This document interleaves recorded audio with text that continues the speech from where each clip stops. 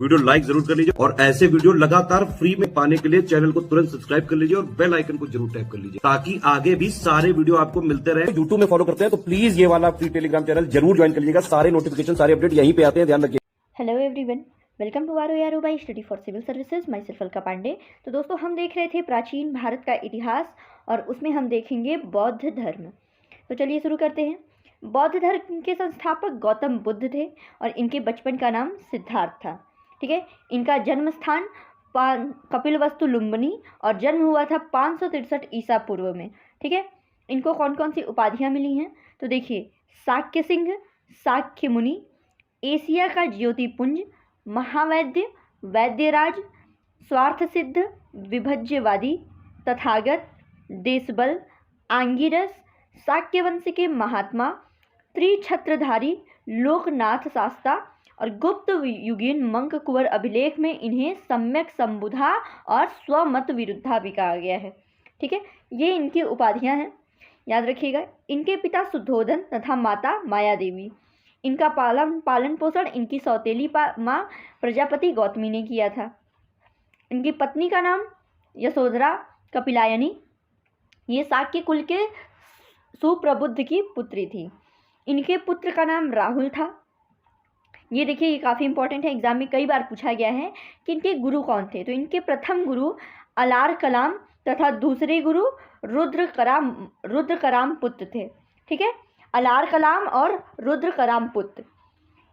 इनका पहला उपदेश जो धर्मचक्र परिवर्तन कहलाता है, ये ऋषि पत्तनम के मृगदाव सारनाथ में हुआ था। ठीक है, सारनाथ में इन्होंने अपना पहला उपदेश दिया था और यह धर्मचक्र परिवर्तन कहलाता है। प्रथम वर्षावास सारनाथ के मूल गंधकुटी विहार में। ठीक है, महानिशि विक्रमण जो कि गृह त्याग कहलाता है, इन्होंने 29 वर्ष की अवस्था में किया था। ठीक है, ये 29 साल की अवस्था में इन्होंने गृह त्याग कर दिया था और यह महाभिनिष्क्रमण कहलाता है। आगे बढ़ते हैं। ज्ञान प्राप्ति। ठीक है, ज्ञान प्राप्ति ये 35 वर्ष की अवस्था में निरंजना नदी के तट पर स्थित उरुवेला में, याद रखिएगा। और अंतिम वर्षावास वैशाली के वेलुग्राम में, वेलुग्राम विहार में। मृत्यु जो कि महापरिनिर्वाण कहलाती है, ये 483 ईसा पूर्व को 80 वर्ष की अवस्था में कुशीनगर के मल्लगढ़ राज्य में। ठीक है, तो ये तो हो गया गौतम बुद्ध के बारे में। अब देख लेते हैं गौतम बुद्ध के प्रमुख कुछ शिष्य और अनुयायी। ठीक है, इसमें से भी एग्जाम में पूछा गया है, स्पेशली जो आपके राजा हैं, ठीक है, फेमस पर्सनैलिटी है, उनके बारे में। तो सबसे पहले देखिए, महाकश्यप। यह मगध के ब्राह्मण परिवार से संबंधित थे और प्रथम बौद्ध संगीति के अध्यक्ष जो थे वो महाकश्यप थे। ठीक है, 4 बौद्ध संगीतियाँ हुई हैं, उनके बारे में आगे देखेंगे। दूसरे हैं महाकच्चायन। ये प्रवज्या से पूर्व इनका नाम नालक था और ये अवंतीवासी थे। अवंती में बौद्ध धर्म के प्रचार का श्रेय इन्हीं को है, यानी महाकच्चायन को है। सारीपुत्र की बात करें तो प्रवज्य से पूर्व इनका नाम उपतिस्य था और इनकी जन्मस्थली नालंदा थी। मौदगल्याण, प्रवज्या से पूर्व इनका नाम कोलित था। अनिरुद्ध की बात करें तो धनाढ़ व्यापारी का ये पुत्र था और बुद्ध के उपदेशों को सुनने के बाद सब कुछ छोड़ के भिक्षु बन गया। ठीक है, याद रखिएगा, ये अलग है थोड़ा। ठीक है, ये एक धनाढ़ व्यापारी के पुत्र थे, बाद में बौद्ध के उपदेशों को सुनने के बाद ये भिक्षु बन गए थे। आनंद की बात करें तो ये भी एग्जाम में एक बार पूछा गया है कि बुद्ध का व्यक्तिगत सेवक यानी अंग परिचारक और प्रिय शिष्य था आनंद, और शाक्य वंशीय था और बुद्ध का चचेरा भाई भी था। ठीक, बिंबिसार ये भी काफ़ी ज़्यादा इंपॉर्टेंट है। ये मगध के शासक और बुद्ध का संरक्षक एवं मित्र था और बिंबिसार के अनुरोध पर ही बुद्ध ने संघ में उपास्त का विधान किया था। उपाली की बात करें तो ये शाक्य के नाई यानी नापित का पुत्र था। सुनीति ये एक भंगी था। सुभद्र ये भी कहा, बुद्ध द्वारा धर्म में दीक्षित किया जाने वाला अंतिम व्यक्ति सुभद्र था। ठीक है, अंतिम व्यक्ति सुभद्र था और बुद्ध ने अपना अंतिम उपदेश इसे ही दिया था। बुद्ध की मृत्यु पर सुभद्र ने कहा था कि चलो अच्छा हुआ कि बुद्ध नहीं रहे, अब हम स्वतंत्र हैं। ठीक है, ये सुभद्र ने कहा था। सेनापति सिंह, तो ये लिच्छवी का सेनापति था और जैन धर्म का अनुयायी था। इसे बुद्ध ने अपना शिष्य बना लिया था। अंगुलीमाल इंपॉर्टेंट है। श्रावस्ती में बुद्ध ने डाकू अंगुलीमाल का हृदय परिवर्तन करके इसको संघ में शामिल कर लिया था। उंगलीमाल प्रसेनजीत के पुरोहित गर का पुत्र था। दर्वनब एवं चुंद ये दोनों मल्लगढ़ राज्य के थे। चुंद करमार पुत्र था और चेदियों के सहजाति निगम में महाचुंद ने बौद्ध धर्म का प्रचार किया था। छन्न की बात करें तो ये बुद्ध का सारथी था। ठीक है, महापरिनिर्वाण से पूर्व बुद्ध ने इसी पर ब्रह्मदंड का विधान किया था। और कोटपति अनाथपिंडक जब राजगृह में थे तो वहाँ पर अनाथपिंडक व्यापारी इनका शिष्य बना था और इसने जेतवन विहार 18 करोड़ स्वर्ण मुद्राओं में इन्होंने राजकुमार के जेत से खरीदा था। जीवक की बात करें तो इसे बौद्ध संघ का आभूषण कहा जाता है। इंपॉर्टेंट है, बौद्ध संघ का आभूषण।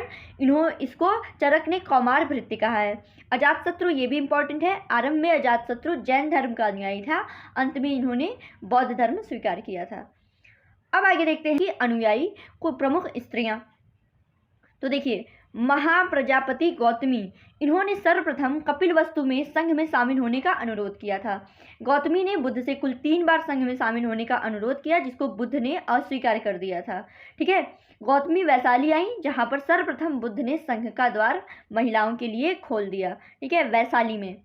आगे है नंदा, ये महाप्रजापति गौतमी की पुत्री और बुद्ध की बहन थी।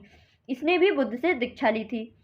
यशोधरा की बात करें तो बुद्ध की पत्नी यशोधरा ने भी प्रवज्ञा ग्रहण की थी। विशाखा ये अंग जनपद के श्रेष्ठी की पुत्री थी, जो बौद्ध धर्म की संरक्षिका थी और इसके श्रावस्ती में पुब्बाराम पूर्व नाम या मिगार मातु पासाद विहार के निर्माण के लिए धन दान में दिया था। मल्लिका प्रसेनजीत की पत्नी थी। प्रसेनजीत की इसने श्रावस्ती में मल्लिका राम विहार बनवाया था। खेमा बिंबिसार की पत्नी एवं रानी थी और संयुक्त निकाय में इनका उल्लेख मिलता है। सुप्रवासा कोलीगढ़ राज्य की थी और बुद्ध की प्रसिद्ध उपासिका थी। आम्रपाली ये वैशाली की गढ़िका यानी जनपद कल्याणी नगर वधू थी। वजीरा भिक्षुनी ने संयुक्त निकाय में शुद्ध संखार पुज्जोय की घोषणा सर्वप्रथम की थी। धम्मदीना थेरी ये राजगृह की रहने वाली थी और पटाचारा इनका जन्म श्रावस्ती के एक पूंजीपति परिवार में हुआ था और थेरी गाथा में इनके द्वारा लिखे गए गीत प्रसिद्ध हैं। ठीक है, के जीवन से संबंधित बौद्ध धर्म के प्रतीक ये देख लीजिए, बहुत ही इंपॉर्टेंट है। जन्म के लिए कमल गर्भ हाथी, गृह त्याग के लिए घोड़ा, ज्ञान प्राप्ति के लिए पीपल बोधि वृक्ष, निर्वाण के लिए पद चिन्ह, यौवन के लिए सांड, समृद्धि के लिए शेर और प्रथम उपदेश चक्र और मृत्यु जो है स्तूप। ठीक है, ये बौद्ध के जीवन से संबंधित बौद्ध धर्म के प्रतीक हैं। आगे है बौद्ध संघ के अधिकारी। इसमें नवकंभिक जो है निर्माण से संबंधित अधिकारी। ठीक है, निर्माण से संबंधित नवकंभिक, खान पान से संबंधित भंडागारिक। ठीक है, क्रय करने वाला कप्पीकारक, वस्त्रागार करने वाला चीवर याद रखिएगा, एग्जाम में भी पूछा गया है। आर्मिक की बात करें तो आराम से संबंधित अधिकारी। ठीक है, तो ये तो रहा आपका बौद्ध धर्म के बारे में। आगे प्राचीन इतिहास के बारे में देखेंगे अगले वीडियो में। तो दोस्तों, ये जो क्लासेस आ रही हैं आपके अपकमिंग स्टेट पीसीएस के लिए, आपके यूपी SSS अधीनस्थ सेवा आयोग के लिए, लोक सेवा आयोग के लिए, SI हुआ, इन सब के लिए बहुत ही ज़्यादा इंपॉर्टेंट है। तो अपना सपोर्ट करते रहिए, हमारे वीडियो देखते रहिए। Thank you so much.